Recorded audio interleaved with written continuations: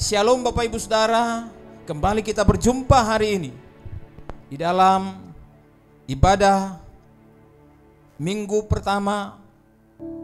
Judul firman Tuhan hari ini adalah mengapa dan bagaimana Yesus menyertai murid-muridnya sampai akhir zaman. Mari kita baca firman Tuhan dalam Matius 28 ayat 20 berkata begini.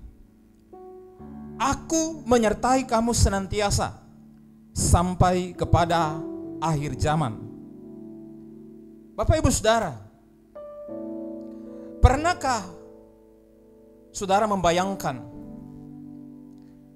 engkau berada di antara para murid Yesus 2000 tahun yang lalu, mengalami langsung peristiwa-peristiwa di seputar kehidupan Yesus pada masa itu?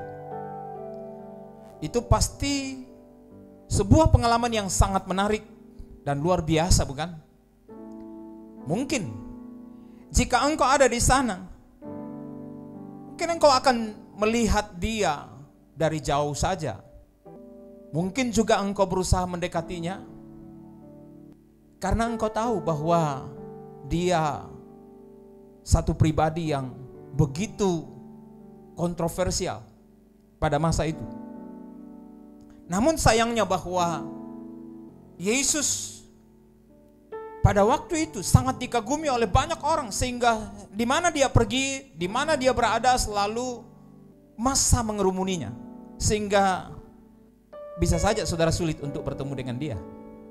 Seorang pejabat perpajakan bernama Sakeus pernah mencoba mendekati Yesus untuk melihat dia, tapi karena badannya pendek sangat sulit untuk berjumpa dengan Yesus dalam situasi di mana terlalu banyak massa.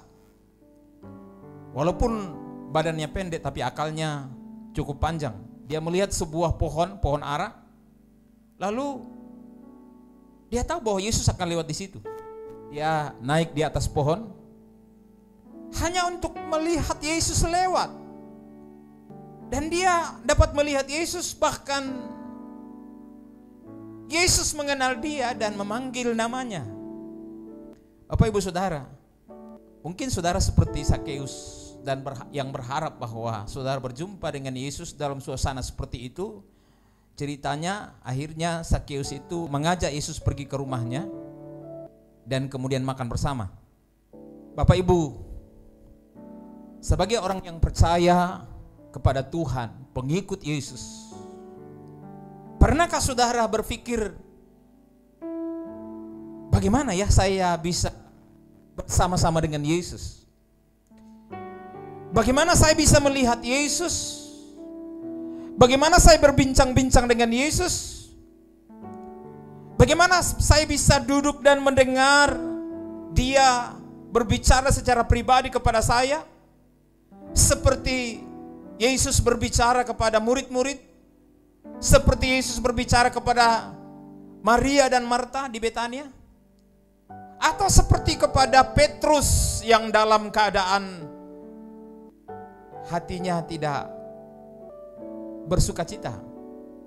Bapak Ibu Saudara, jika saat ini Yesus masih hidup di bumi, apakah memungkinkan untuk mudah berjumpa dengan dia? Saya yakin sangat-sangat sulit. Berjumpa Pak Lurah saja tidak gampang. Berjumpa dengan presiden saja, walaupun merakyat, tidak semua orang bisa berjumpa dengan dia. Kenapa? Bukan hanya pengawalnya yang banyak, tetapi pasti banyak orang berbondong-bondong mengikut dia, atau mau menonton dia, atau melihat dia, atau bersalaman dengan dia. Apalagi kalau dikasih sepeda. Nah, Bapak Ibu Saudara, untungnya Yesus Kristus tidak ada lagi di bumi. Dia sudah kembali ke sorga, tempat asalnya. Jadi kita tidak perlu berjumpa dia layaknya orang-orang yang mengerumuninya saat masih berada di bumi. Sekarang dia berada di sorga. Tetapi apakah dia hanya berdiam diri menonton televisi? Kalau ada televisi di sorga. Atau mengamati layar monitor CCTV? tentang gerejanya, tentang saudara, tentang pendeta, tentang dunia ini yang sedang dilanda oleh corona, apakah dia duduk-duduk saja dan nonton di sana? Mari kita simak apakah aktivitas Yesus Kristus di sorga, dan seperti apa ia tetap berada di antara kepunyaannya, di antara murid-muridnya saat ini di bumi. Nah, Bapak Ibu Saudara yang dikasihi Tuhan, apa yang dilakukan oleh Yesus dari sorga untuk Anda? Saya mau ingatkan kembali kebenaran firman Tuhan di dalam Ibrani pasal 4 ayat 14-16. Saya ingin baca bagi kita. Karena kita sekarang mempunyai imam besar agung yang telah melintasi semua langit, yaitu Yesus anak Allah, baiklah kita teguh berpegang pada pengakuan iman kita. Sebab imam besar yang kita punyai bukanlah imam besar yang tidak dapat turut merasakan kelemahan-kelemahan kita. Sebaliknya sama dengan kita, ia telah dicobai, hanya tidak berbuat dosa. Sebab itu marilah kita dengan penuh keberanian menghampiri tahta kasih karunia, supaya kita menerima rahmat dan menemukan kasih karunia untuk mendapatkan pertolongan kita pada waktunya. Nah, Bapak Ibu Saudara, apa yang dilakukan oleh Yesus Kristus di sorga? Dia sudah mempersembahkan darahnya seperti layaknya imam besar masuk ke ruang maha kudus, memercikkan darah korban binatang atas nama umat Tuhan. Ketika dia mempersembahkan darah itu, dia menjadi pengantara antara Allah dan manusia, umat Tuhan pada waktu itu. Dia menjadi pembela antara Allah dan manusia, sehingga Allah tidak perlu menghukum dan mengutuk manusia pada waktu itu. Sekarang ini Yesus sudah lakukan sekali untuk selama-lamanya. Sekarang dia ada di sorga. Imam besar agung kita telah melintasi langit, masuk ke ruang maha kudus yaitu sorga. Untuk apa? Ia menjadi imam besar kita untuk selama-lamanya. Artinya apa? Dia menjadi pengantara kita, penghubung antara kita dengan Allah. Dia pembela antara kita dengan Allah. Dia adalah pengantara antara kita dengan Allah. Dan yang luar biasa adalah dia sudah mengalami apa yang disebut kelemahan-kelemahan kita. Dia sudah mengalami apa yang disebut pencobaan-pencobaan kita. Jadi dia tahu saudara seperti apa. Dia melihat dari sorga, dia mengamati dari sorga setiap keadaan daripada kepunyaannya, miliknya yang telah ditebus, yang percaya kepada dia, yang terima dia sebagai Tuhan dan Juru Selamatnya, yang menerima percikan darahnya. Dia mengerti keadaan saudara. Jadi Bapak Ibu Saudara, yang luar biasa adalah walaupun dia ada di sorga, pekerjaannya terus menjaga saudara dan memelihara saudara. Dalam pengertian kemanusiaan, dia kenal, dia paham, dia mengerti situasi-situasi yang kita sedang hadapi saat-saat ini. Bahkan ketika kita mengalami pencobaan-pencobaan, dia mengerti, dia mengalami. Waktu anak-anak saya masih kecil, setiap mereka sakit, saya memeluk, saya menggendong. Kalau saya tidur, saya taruh di mereka di dada saya. Saya biarkan mereka tertidur di dada saya. Setelah dia tertidur, pelan-pelan saya menidurkan dia. Ketika mereka mengalami kecelakaan, saya berusaha sedemikian rupa untuk merawat mereka.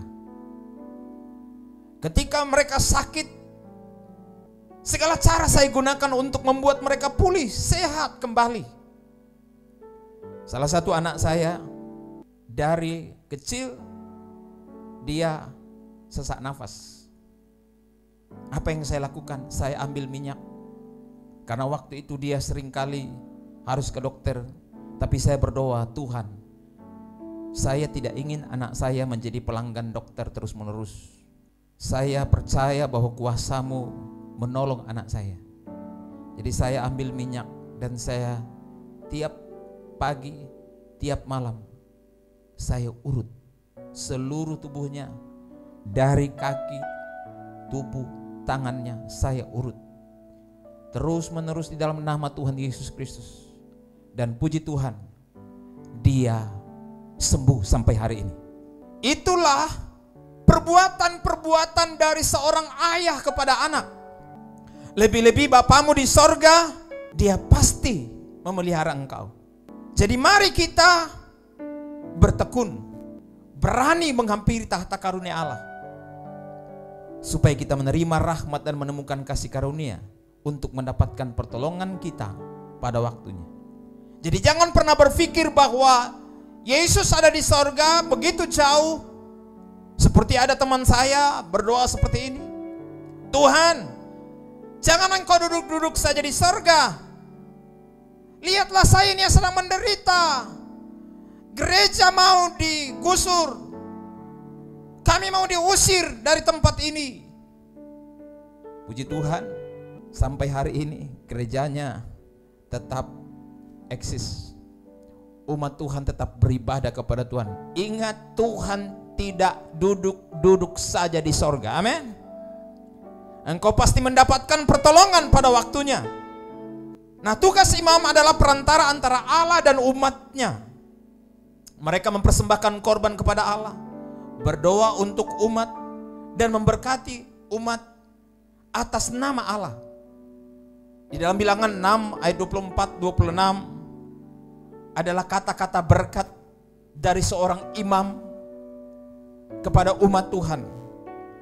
Dikatakan, Tuhan memberkati engkau dan melindungi engkau. Tuhan menyinari engkau dengan wajahnya dan memberi engkau kasih karunia. Tuhan menghadapkan wajahnya kepadamu dan memberi engkau damai sejahtera. Inilah penyertaan, pemeliharaan, kehadiran daripada Yesus Kristus bagi umatnya. Jadi walaupun dia ada di sorga, dia tidak cuma duduk-duduk di sana dan menonton saudara mengalami situasi-situasimu. Imam besar Yesus Kristus berada di sorga, berperan sebagai pembela bagi kepunyaannya yang telah ditebus dengan darahnya. Roma 8, saya ingin kita baca ayat 31. Sebab itu apakah yang akan kita katakan tentang semuanya itu? Jika Allah di pihak kita, siapakah yang akan melawan kita? Ia yang tidak menyayangkan anaknya sendiri tetapi menyerahkannya bagi kita semua, bagaimana mungkin ia tidak mengaruniakan segala sesuatu kepada kita bersama-sama dengan Yesus Kristus, bersama-sama dengan dia? Siapakah yang akan menggugat orang-orang pilihan Allah? Allah yang membenarkan mereka. Siapakah yang akan menghukum mereka? Ayat 34. Kristus Yesus yang telah mati, satu-satunya yang bisa menghukum kita adalah Yesus Kristus. Seperti seorang perempuan ketika didakwa oleh elit agama, orang Farisi ahli Taurat. Perempuan ini kedapatan berzina. Menurut hukum Musa, dia harus dilempari dengan batu. Yesus tunduk dan menulis di tanah. Lalu berkata kepada para pendakwa ini, siapa di antara kalian yang tidak pernah berbuat dosa, itulah yang pertama kali mengambil batu dan melempari perempuan ini. Apa yang terjadi? Satu demi satu para pendakwa ini pergi. Berarti bahwa para elit agama ini juga bukan orang suci. Lalu apa yang terjadi? Perempuan itu memandang kepada Yesus, seakan-akan bertanya, sudah tidak ada orang lain, apakah engkau akan menghukum aku? Karena yang bisa menghukum dia hanya Yesus. Kenapa? Karena Yesus sama sekali tidak berbuat dosa. Tidak ada dosa dalam dirinya. Jadi satu-satunya yang bisa menghukum dia adalah Yesus. Tapi apakah Yesus menghukum perempuan pezina ini? Tidak. Yesus berkata, aku tidak menghukum engkau. Pergilah dan jangan berbuat dosa lagi. Haleluya. Yesus Kristus telah mati bagi saudara yang berbuat dosa. Bahkan lebih lagi yang telah bangkit. Dia sudah bangkit, yang juga duduk di sebelah kanan Allah sekarang ini. Dia tidak mendakwa saudara. Ia malah menjadi pembela bagi kita. Roma 8:34. Jadi saudara, jangan pernah berpikir bahwa Yesus berada di sorga untuk mengamati saudara, lalu di tangannya itu ada sempoa penghitung atau mesin penghitung, dan dia tulis terus, dia lihat, Pak Setri 1, klik, hari ini tanggal sekian, menit sekian, jam sekian, menit sekian, detik sekian, bikin dosa ini. Berikutnya selama 1 hari itu, 1 jam itu, 1 menit itu, banyak sekali dosamu. Terhitung semua ada di sini. Apakah seperti itu? Itu pekerjaannya pendakwa, bukan pekerjaan Yesus. Pekerjaan Yesus di sorga, dia adalah membela kita. Sebagai imam besar kita di surga, Kristus telah menyelesaikan segala dosa kita sekali untuk selama-lamanya. Dia berada di sorga terus menerus. Dia ada selama-lamanya bagi kita yang ada di dalam dia, karena kita mempercayai kuasa pengorbanannya di kayu salib. Ibrani 10 ayat 10 bilang begini, dan karena kehendaknya inilah kita telah dikuduskan satu kali untuk selama-lamanya, dan oleh persembahan tubuh Yesus Kristus sekali untuk selama-lamanya. Jadi ketika dia melihat kelemahan dan kekurangan kita, Bapak Ibu, dia tidak menghitung-hitung semua itu. Orang agamawi berpikir seperti itu. Semua agama mengajarkan seperti itu, tapi Yesus tidak mengajarkan seperti itu. Itu bedanya kekristenan dengan agama lain. Kristus mengerjakan sekali untuk selama-lamanya. Kenapa? Bapak Ibu Saudara perhatikan, kita telah dibungkus sekali untuk selama-lamanya oleh darah anak domba Allah. Coba saudara perhatikan,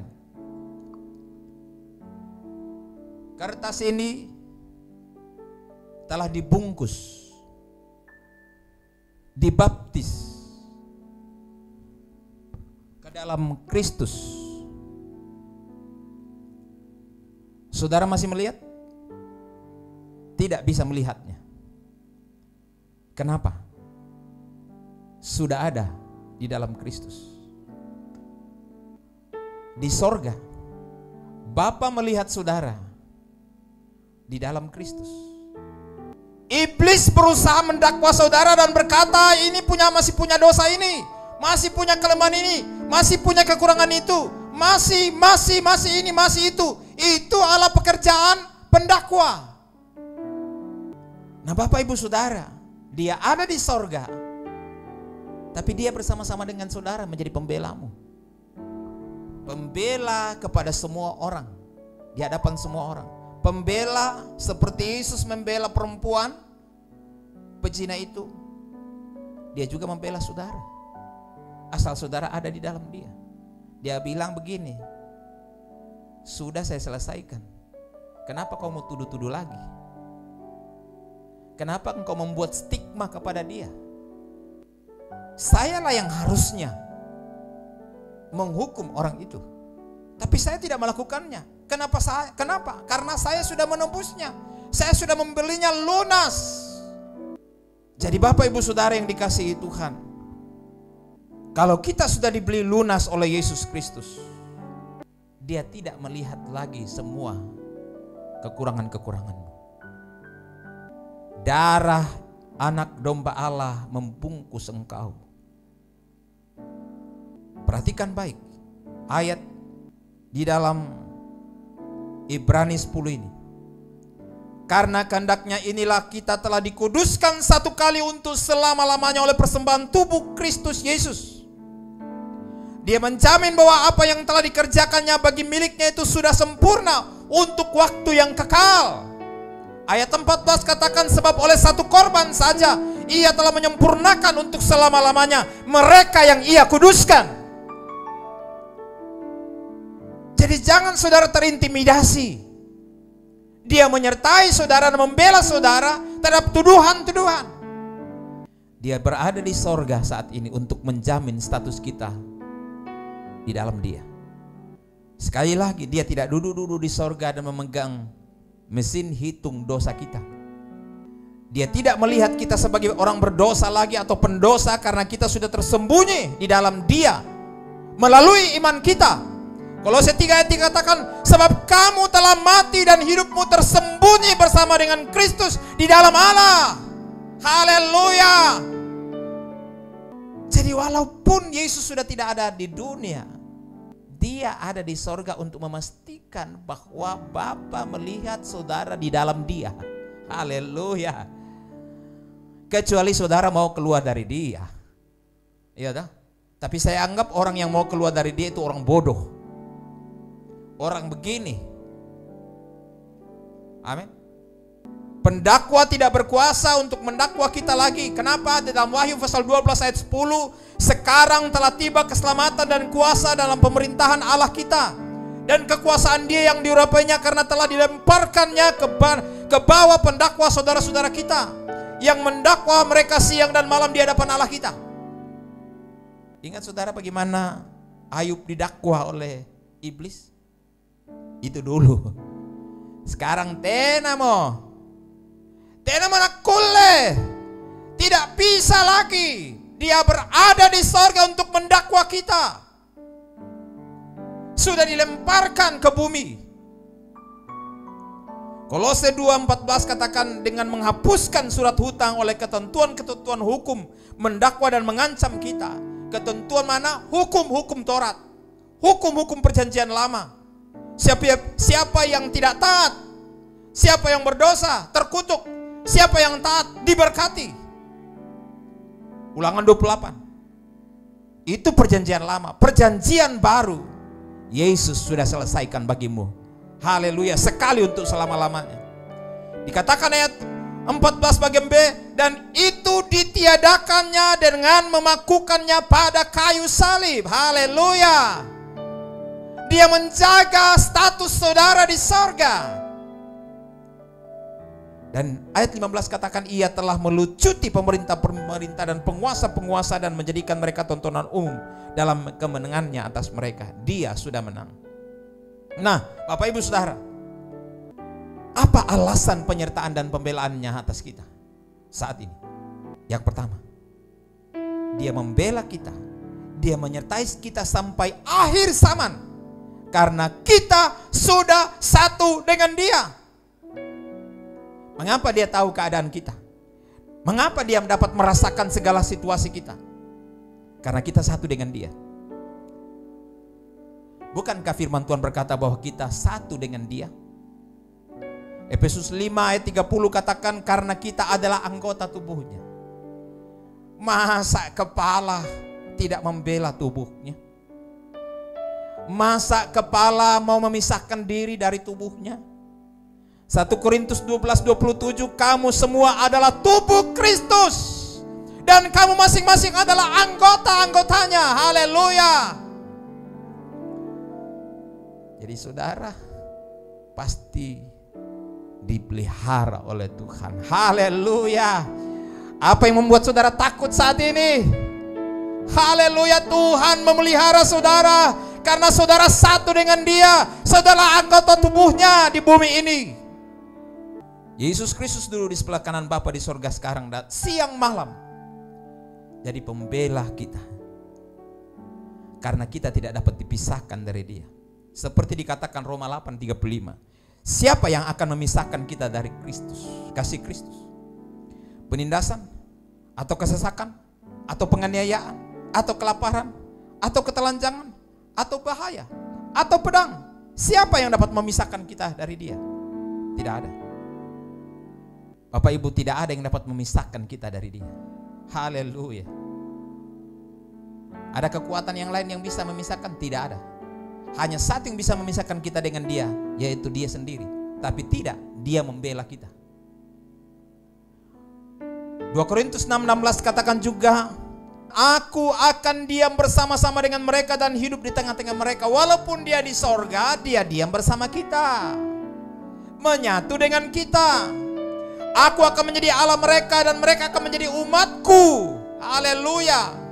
Efesus 2 ayat 22, di dalam Dia kamu juga turut dibangunkan menjadi tempat kediaman Allah di dalam roh. Saudara adalah tempat kediaman Allah di dalam roh. Haleluya.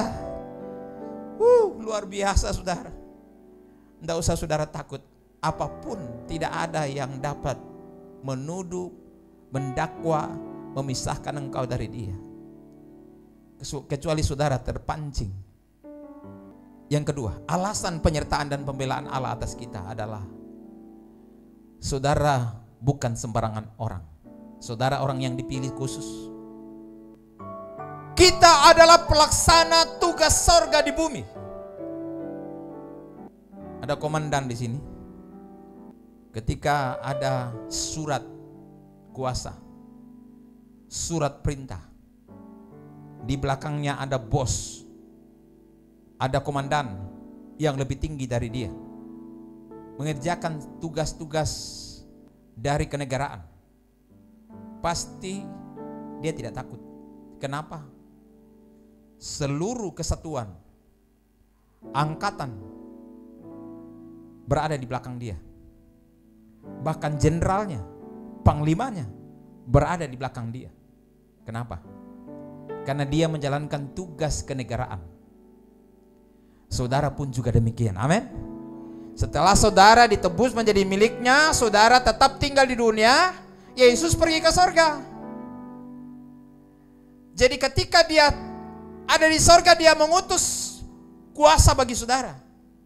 Lalu saudara tinggal di dunia. Bikin apa di dunia? Melakukan tugas-tugas kenegaraan sorga. Matius 28:18 katakan, Yesus mendekati mereka dan berkata, kepadaku telah diberikan segala kuasa di sorga dan di bumi. Karena itu pergilah, jadikan semua bangsa muridku, dan baptislah mereka dalam nama Bapa dan Anak dan Roh Kudus.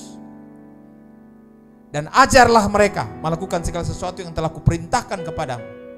Dan ketahuilah, aku menyertai kamu senantiasa sampai kepada akhir zaman. Haleluya. Luar biasa. Saudara adalah pelaksana tugas sorgawi di bumi ini. Jadi jangan takut. Tuhan memelihara saudara. Tuhan menjaga saudara.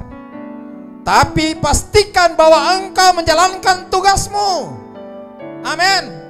Jangan terima tanggung jawab, terima tugas, tapi tidak bertanggung jawab, tidak menjalankan tugas. Ini namanya apa? Pembangkang.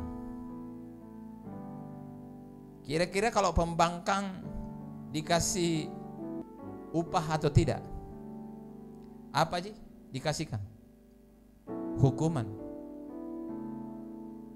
Bapak Ibu, saudara adalah pelaksana tugas sorga di bumi. Jadi selama saudara menjalankan tugas-tugas saudara, tidak perlu takut dan khawatir. Masalah fasilitas tersedia. Amin. Amin. Tidak usah takut.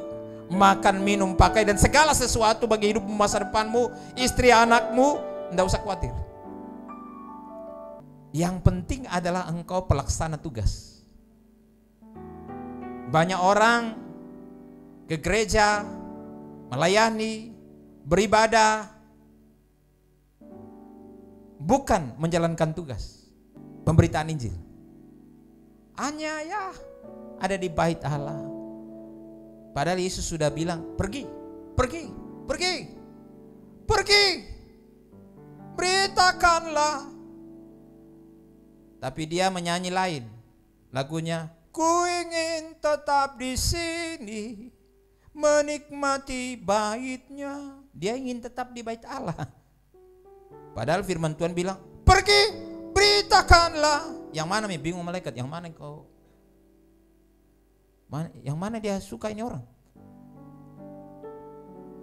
Ada haleluya.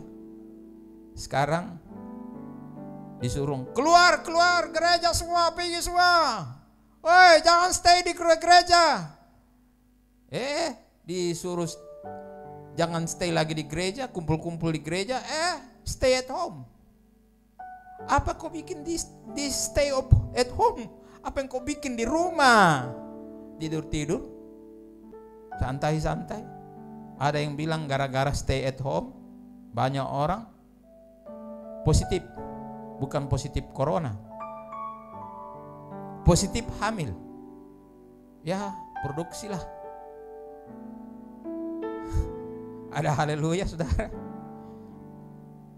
Nah, Bapak Ibu Saudara, walaupun saudara di rumah, tetaplah produksi, amin, menjadi berkat.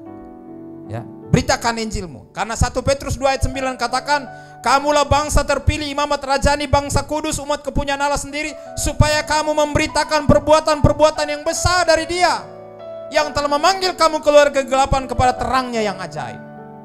Jadi Bapak Ibu Saudara, pastikan bahwa saudara adalah pelaksana tugas sorga di bumi ini.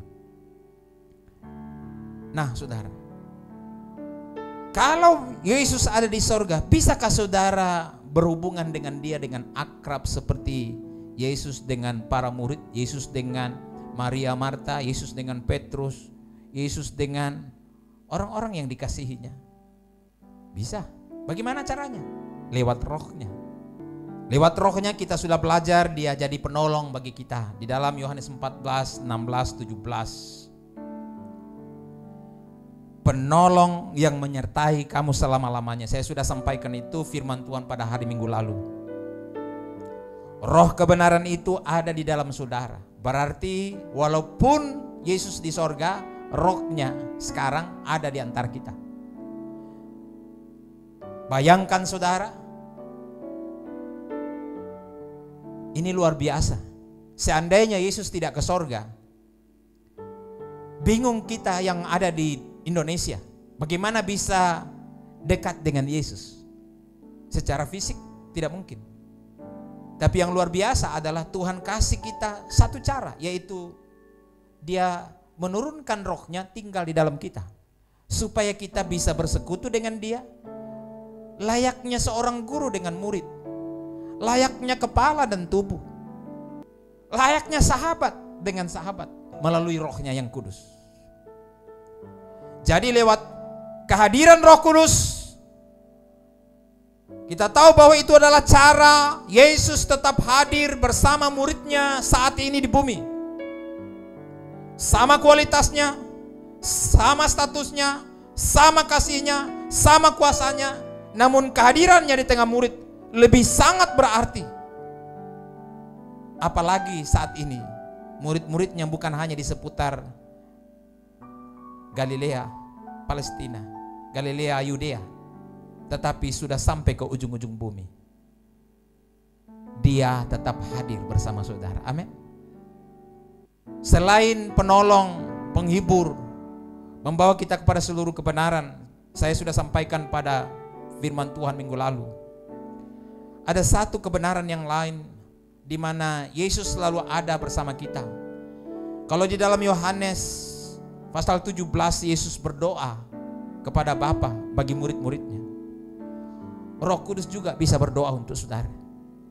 Roma 8 ayat 26. Demikian juga Roh membantu kita dalam kelemahan kita, sebab kita tidak tahu bagaimana sebenarnya harus berdoa.